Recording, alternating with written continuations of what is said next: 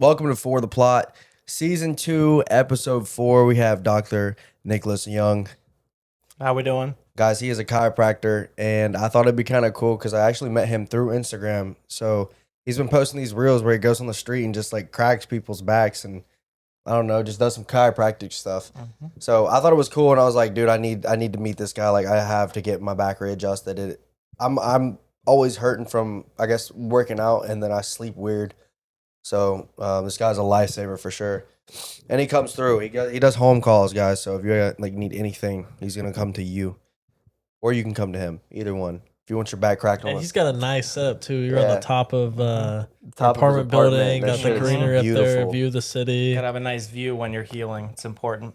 Yeah. Right? No, it is, and it's very like it's mind easing. When I walked up there, if it wasn't so damn windy, I know. It was of blew course, off the edge. the one day you came up there, it was not the so one windy. day, bro. It's been windy since then. Yeah, well, up there on the 23rd floor, sometimes it's actually not windy, but recently, the past month or two, all the channel side's been so windy. But no, it's funny. So Connor says that he randomly found me on Instagram because I started posting 6 weeks ago. I quit my full-time job, and I was like, you know what? I need to mix this up. I was in a toxic work environment, just working my ass off, underpaid. And I was like, I need to make a change. And so Shout out to you for that, man. Right, That's is never that- easy yeah, to it's do. huge. Is Thank that you. what inspired you to become? What inspired you to become a chiropractor? Yeah, so let me backtrack. I'll get to that point of what led me here, but so going back to what made me a chiropractor is had really bad back pain as a kid, and growing up, I also had sleep issues. So those two issues tend to go hand in hand. People can't find comfortable positions when they sleep, and they can't physically shut their mind off when they are trying to fall asleep. So growing up, I just was dealing with it. I started working out. I played baseball, middle school, high school. And, it just got to a point where I literally wasn't sleeping at all throughout the night.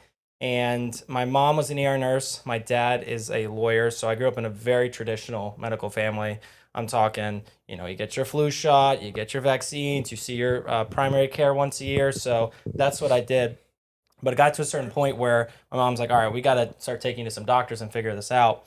And so they took me to a few docs, my primary care. They basically said, yeah, he's probably just going through a growing phase. He just needs to, get through it, maybe take some Advil, ice it, whatever. Go home and ice it. Yeah, they love to some say dirt that on it. one. Rub Yeah, some dirt rub on some it. dirt on it. Yeah, if you go to the ER, muscle relaxers and cortisone shots. That's what they love to give. So anyways, long story short, because the story is really, really long, but I eventually tried a few other things like physical therapy and orthopedist and just didn't get any results. So my mom asked around at the hospital up in Virginia, where I'm from, if they had any help. And one of the nurses there, I believe it was a nurse, recommended chiropractic and said, hey, there's this guy. His name's also Dr. Nick, coincidentally. He's one of my main mentors. Yeah, shout out to Dr. Nick if you ever see this. But I went to him, took x-rays. He said, dude, you got scoliosis, you got hip misalignments. You've never been adjusted before. I think this will really help you. And my mom was like, we'll try anything at this point. Because at this point, I was about 14 years old. So I didn't really know what was going on with my body other than it just something wasn't right. So I literally get on the table. He adjusts me. Within like 30 seconds after the adjustment, I fall asleep on the table, just passed out. And then my mom is like, what's going on, blah, blah, blah. Like, are you okay? And I was like, yeah, I'm fine. And then I passed back out. And then Dr. Nick was like, he'll be okay. Take him home, let him sleep, bring him back tomorrow, and we'll see how he does. So my mom takes me home. I'm in the car, and I pass back out. And my mom is like, I mean, she's panicking, bro. she is. Well, she literally told me, she said, I didn't know if I should drive to the hospital or drive back home. But she drove home because I was responsive enough, even though I was like, I'm okay, kind of thing. Yeah. And then get home, passed out 14 hours, woke up the next day. My mom, 14 hours. Crazy. Yeah, I just got adjusted really good. Like, if you did that to me, I'd probably pass out. Honestly, For yeah. hours. This I'd just is sleep a days. true story, and I mean, my family knew nothing about chiropractic, and then I got home, slept 14 hours, woke up, felt amazing. My mom was like, "Are you okay?" And I was like, "I finally could sleep. I was able to turn my brain off. My back doesn't hurt right now. I felt amazing." Is right? this like something that's you haven't felt for like most of your life? Was this like a crazy feeling that you had, or Yeah, I would say It's like that a huge dope of yeah, like I serotonin. can For imagine sure. like it's like a whole new thing. if you don't for you. sleep for a few weeks and then you finally fall asleep, you're gonna wake up and be like, I mean, you'll probably feel like a rock hit you or a train hit you because your body's catching up. But at that point in time, you know, my body was screaming for it so badly. I woke up and I just literally felt like I could read 10 books. I could just sit down and just focus again. Which I had terrible ADHD when I was really young and just very hyper, you know, just couldn't like do one task at a time. I just would start something and never finish it, which I'm sure relates to a lot of people. So anyways, after going through that, you know, my parents were like, all right, well, what do you want to do with your life? And I was like, well, I don't want to just do like a Joe Schmo job. I want to do something I'm really passionate about and I have a cool story. So, you know, I looked into it, went to shadow a few chiropractors, went to shadow Dr. Nick, and then I was like, you know what, I could see myself doing this. It's very fulfilling. You know, it really works. I have a story, and you can make a good living off it if you're passionate about it too. Right. So, you know, I pulled the trigger. You know, started. I went to JMU for a few years. Then I transferred to chiro school, finished my undergrad, finished chiropractic school, and then moved down here to Tampa in 2021. And the rest has been history. At least you get paid for touching people, because I'd be doing it for free. Okay. That's why he's just like thinking. That's crazy. I do a full-on story, and then he's like, "Yeah, at least you get paid to touch people." But hey, it's true. It's true. Absolutely. Yep. So I have another question that says, how do you determine when someone needs an adjustment versus any other type of treatment? That's a good question. So normally the exam, the history, medications, right, the full analysis can really tell me that. So for example, if someone is 90 years old, they're on a bunch of blood thinners, a very fragile spine with osteoporosis, they come in the door in a walker, you know, I'm not going to do a forceful adjustment like I do on you guys. Stuff. Yeah. So what I do with them is I use different tools like the activator. I think I pulled that out last time we were here, that little tool. That or like a massage gun or something to really activate the muscles and then lightly give them movements, kind of like how you would massage it out and slightly crack instead of just pressing. Yeah, and honestly, with elderly, I don't even try to, like, quote-unquote crack, and the medical term for that is cavitation when you get the cracking, but at that point... Man, you're so immature, bro. I see you what? over there. What? Bro's over there like... He's like, every time I see crack come out your mouth, he's like... Crack, yeah. Crack does give you a very big dopamine release when you get adjusted. Fun fact. Very big dopamine release. The chiropractic kind, yes. Oh, it's fire. Yes, I don't know what other kind I'd be talking about. We're going to get Glenn off this podcast. So, that's a big factor is their history, their exam. If someone has a certain condition, if they have cancer in their low back or they have... some heart condition or, they have a broken rib right now. I'm not going to do some of those adjustments. So a lot of that will really dictate what kind of treatment they decide. And the nice thing about chiropractic is I can do less invasive treatments. So if someone who's 90 years old comes in like, hey, can you help me? I will tell them, look, I'll try. This is my thought process. I want to use the activator. I want to use my hands. I want to use a massage gun, right? It's less invasive. It's better to start off less than to go all in. And that's the problem with the medical system. I'll tell you that right now is that people try some of the most aggressive things first before trying conservative. And the reason why is just because it's convenient and easy. You know, if you go to the ER, they're going to give you muscle relaxers and painkillers, potentially a cortisone shot. They might take an x-ray or CT scan, depending if they really think so. And then you leave with a big fat bill and not necessarily any results. Now, the good news is, maybe something insidious is not going on, which is good. But at the same time, 80% of the people, if they walk into an ER with low back pain, they don't have something major going on. It's just... it's always something silly. Yeah, it's musculoskeletal. Maybe they tweak their back, they pull the muscle. Maybe they did herniate a disc and they do need some more treatment. 100%. But most of the time, they try these invasive practices first. And, this is one of the reasons I became a chiropractor is because there's a big market for it. And there really is. And not to get too political, but, I truly believe that a lot of people should try chiropractic, massage therapy, stretch therapy. They should try working out and eating healthy, right? A lot of these conservative approaches first that we know really do work. No one's going to argue that 100%. Eating healthy and stuff like that isn't going to help you in some way. Once again, if you have some sort of condition, that's one thing, but you can incorporate different lifestyle factors to help you with that. So that's one of the main reasons I became a chiropractor. Yeah. Yeah. I like that. That was a good answer. I got a question in my notes. Yeah. So I think the viewers are probably curious as well. Do you give happy endings? And if you don't, why? ask this. Bro, that's a massage therapist, not a chiropractor. And why? Next Like, he was- question. And Next why? I question. said and why? Like he's gonna say. Listen, let's just say it's a good thing there isn't tax on tips anymore. So now the tips are a little bit higher, and if there's a certain amount, no, I'm just kidding. He's I like, can't he's like- even. So, this is more of like a controversial thing. Yeah, let's hear it. That's the only question he has written down. I know he did that on purpose. I know. So I'm clip farming, bro. You can ask ChatGPT in the meantime. Get some more. the what was I gonna say? The controversial stuff topics that I wanted to speak on. Yeah. So you know how like a lot of nurses and stuff, and this is like same goes for my girlfriend. Her mom does not like chiropractors. Why? What are they scared of? So there's a few things. I think one of the main things, and I think this will hit directly right the nail on the head for a lot of people watching this, if they are a nurse, even MD or certain ones, is they believe that a lot of chiropractors say they can fix or cure certain things that they haven't scientifically been able to prove, right? That So same goes to the medical field. I feel like most of the issues right now is like, oh, well, they could snap your neck and paralyze you. It's like, okay, well, you could put the needle in the wrong spot and kill somebody. Like, right. Right. Now, I mean, it goes both Yeah. ways. Yeah. Of course, and that's why there's this thing called informed consent, right? There's risks with any sort of treatment, right? Obviously, Yeah. when I'm adjusting, your neck or your back, there's a chance I could potentially like crack a rib if I do that anti-adjustment.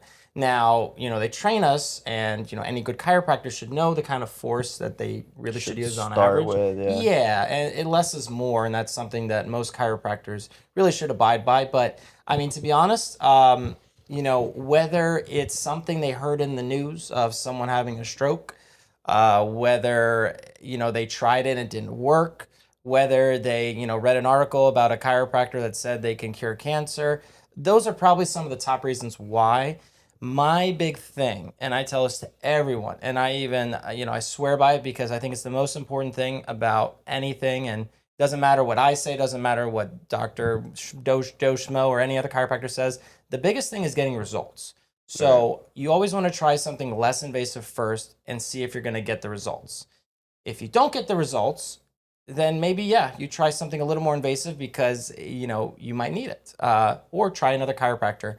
But I think a lot of people, they have this preconceived notion that, chiropractors are quacks. Chiropractors are Hoax. yeah, and that's something that goes way back because a little backstory on that too is the American Medical Association actually tried to take down chiropractic. Really? Yeah, you can look up the lawsuit, and it went to the Supreme Court, and they actually lost. The medical association lost, and they realized that chiropractors were a threat to the medical association. Now, that little comment right there, last thing I said, could get some controversy, but we all know that Big Pharma is a massive corporation. So once All again, money. Yep, all money. And not to get too political once again, but I mean the top people of Pfizer and those big companies, Moderna and all that. Go look up how much they make, right? You can't tell me that in some way, shape, or form they're not cutting Well, corners. I can give you a perfect example because my mom had this neck pain for years that gave her, or not even a neck pain, just migraine pain for years, like bad migraines. And she was constantly going to the hospital or the doctors, and they couldn't figure it out. Their only excuse was nerve damage. She went to my old baseball coach, Bart Weatherington. He's located in Pooler, that was telling you, Savannah, Richmond, or whatever. And he adjusted her a few times, and it never came back. Proof right there. Yeah, and there's And a he lot. didn't say he could fix it. Yeah. He just did what he could, and it did. And a lot of chiropractors, I think a lot of chiropractors should be like that, right? Because if I were to say I can fix that, right? Anyone in the medical association knows, or the medical field knows that nothing is perfect, right? Even if it's textbook definition and you have the textbook solution, it might still not work. Everyone's different.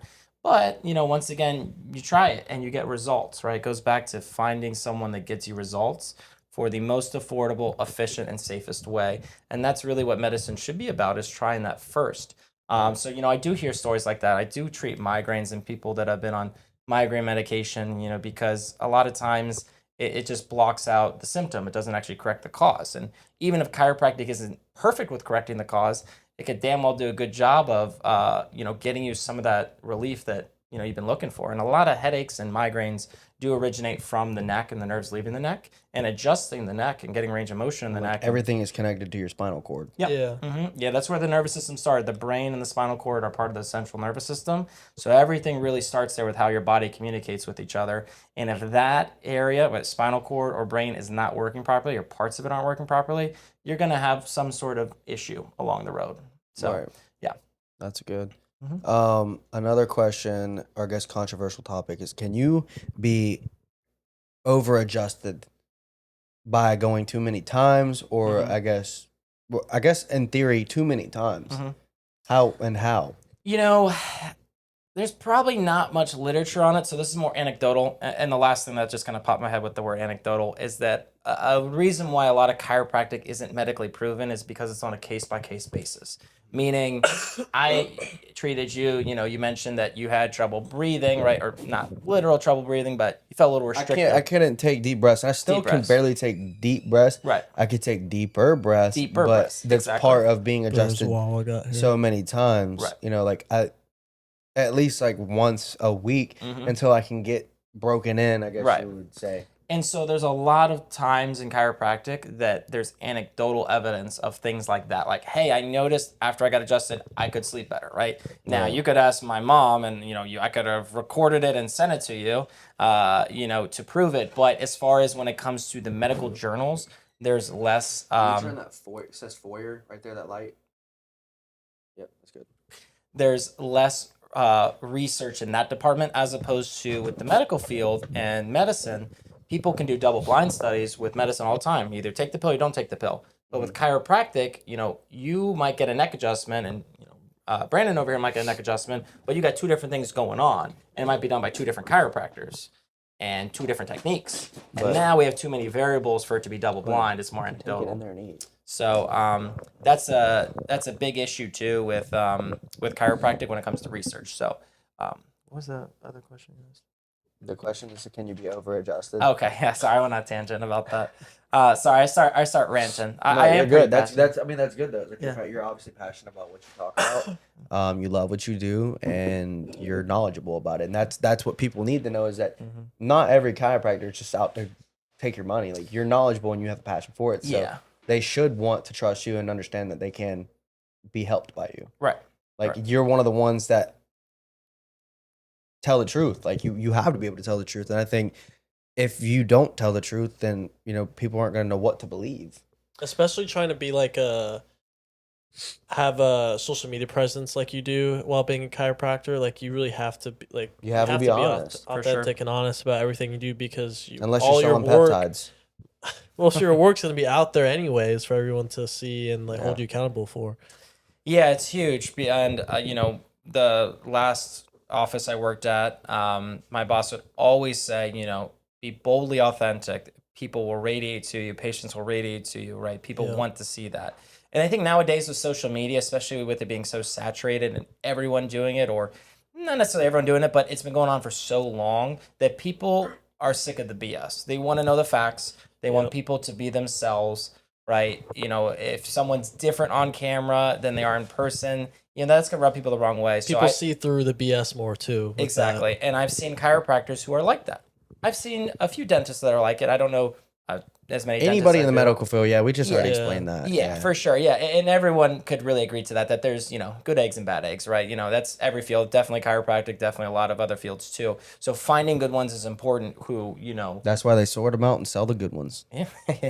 Yeah. But so okay, going back to his question of getting over adjusted. The answer is yes. But it depends on your activity levels, your stress levels, and your spine health, right? Certain people really do need to get adjusted once a week for the rest of their life if they want to maintain a certain level of physical activity and perform at a certain level, whether it's in the gym, at work, or whatever they may do. If someone has really bad scoliosis and they sit for 10 hours a day, they might need to get adjusted more often than someone who, higher up wellness, for example.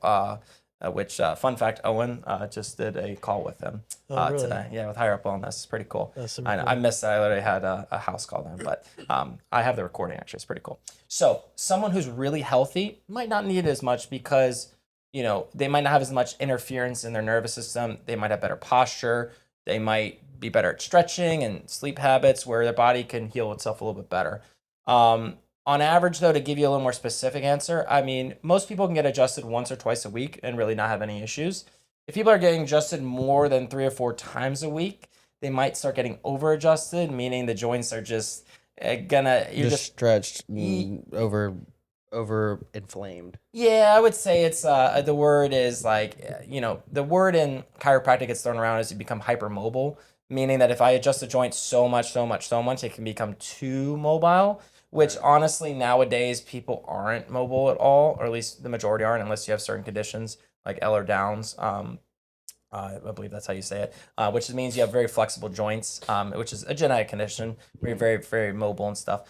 But anyways, yeah, I would say if you get adjusted once or twice a week, you're not going to have any issues. Certain athletes, bodybuilders, I mean, they could probably get adjusted every other day, and they're just destroying their bodies to the point where they need it, where, they're not going to have any complications getting adjusted. I can tell you right now, if I had the opportunity to be adjusted every other day, it would be done. Bro has me step on his back like every other day. I'm telling you, it's so, dude. My issue is deep in the center of my back, and nothing's reaching it except 180 plus pounds. You and Alex be having the same problem, bro. That deep tissue in your back. Deep tissue in my back, and then my shoulder to where I can't Eubanks is having that too. Yeah, it's me and him literally have these same issues. thing. Yeah, and his right rear delt, he was It always pops. talking He about tries like all to weekend. lift his arm and flex. Yeah, he was like, I really need to get that. Does done he too. does he get soft tissue work done? Yeah, dude pays for all Yeah. sorts of shit. I believe it. Yeah. Yeah, he If gets I it had done. his money, I would be in the massage place at least like 3 times a month. Yeah, I would believe so. I would hope so at least. I have one more question. Yeah. And it's not even like, I don't know, I think it's kind of funny. The question is, what's the weirdest thing a patient's ever asked you to treat? Yeah, or like some weird stories that Or come like with that. or do people fake symptoms when they come to you? Yes. Oh, so yeah. That's a good one right there. I I love the other question. ChatGPT. The other question I might need a second to think about any funny stories, because a lot of times if there's a funny story, I kind of tune it out or pretend it didn't happen and I erase it from my memory. trauma block. Hit. Yeah, honestly, yeah, that happens a lot. You can gotta- keep talking. I'm gonna just Okay. Wait, what was the question again? we have like 7 minutes left. Okay. What was the thing again? I got so. Has someone ever lied to you about a symptom? Oh, okay, Like yes. fake symptoms. Yeah, so there's a few tests we learn in school. It had to have been a girl. Please tell me it was I mean, a girl. I mean, there is a few girls, and a lot of times they are. And this might get some controversy, but they're in car accidents and they probably want to get more settlement money. Okay, Oh, okay. yeah. See, I thought they were just trying to flirt. Oh, well, that too. He's there's- so full of himself. that's Now when he's the like, men well, come in. No. Me trying to think about it literally, and these guys are trying to set me up with No, an I'm actual just funny- messing with you. No, that is true too. I'll tell you this about that. There's definitely people that have come in the office and you can tell, like, check you out. And you could tell because they look up and down. They be wanting like house calls and shit. Oh yeah, well they're like, oh yeah, of course. You can because fix me. so keep in mind, like he works at a place as well, and then he does house calls on the side too. Correct. Yes. Yep. So I You're mostly self-contracted, I guess. Yeah, I do. I have my own LLC, my own business. I do everything through Instagram right now. That way you can look at a lot of my reels, photos, Plug stuff the that I ad. do. At what? At Dr. Nicholas Young. Definitely follow me, see my reels, let me know what you think. I try to be as authentic as possible. Definitely some cheesiness in there, but it's different and unique. So that's what I like to do. So give me a follow. I'll DM you back if you have any questions, concerns, or if you want to get adjusted. He's located in Tampa, by the way. Yeah, I'm located in Tampa. I'll drive around a little bit. If you're a little further, If the money's right, he'll fly. That's true, yeah. So another thing, I'll tell you a funny story. So this stuff happened pretty frequently, but I had a guy where I did his report of findings, and he was checking me out apparently, and I honestly have a terrible gaydar. Or Gaydar's crazy. yeah, I really do. Dude, I remember I said that in middle school, bro. Gaydar. We thought that was so funny.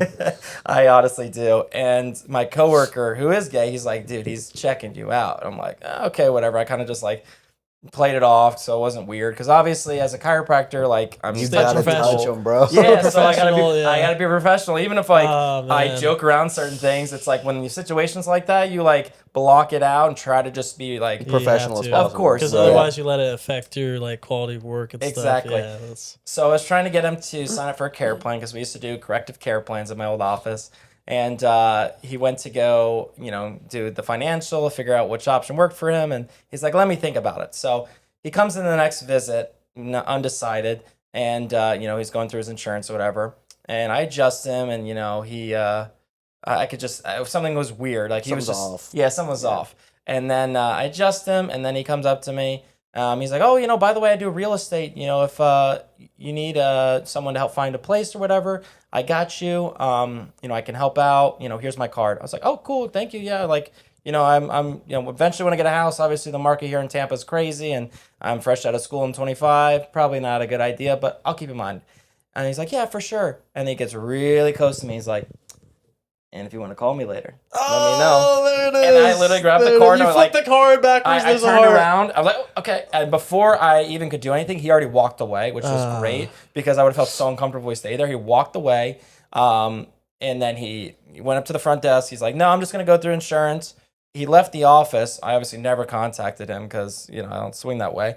But then on Google, he left a 4-star review, which if you have a business, you know that leaving a 4-star review on Google can be like getting a 1-star review to a certain sense, just because it's bad for the algorithm. Everyone wants 5 stars on Google. So yeah, that's a story that happened. It was a little ridiculous, but stuff like that happened all the time where I'm just like, Can I ask what the review? Did he leave Did he like say- comments? No, on the it was review? just a 4-star What? review. Yeah, and Bro. the review's still on Google. I remember the story so vividly, and I was like, really? You're going to give me 4 stars because I didn't call you back and go home with you or Seriously. anything? I'm like, dude, come on.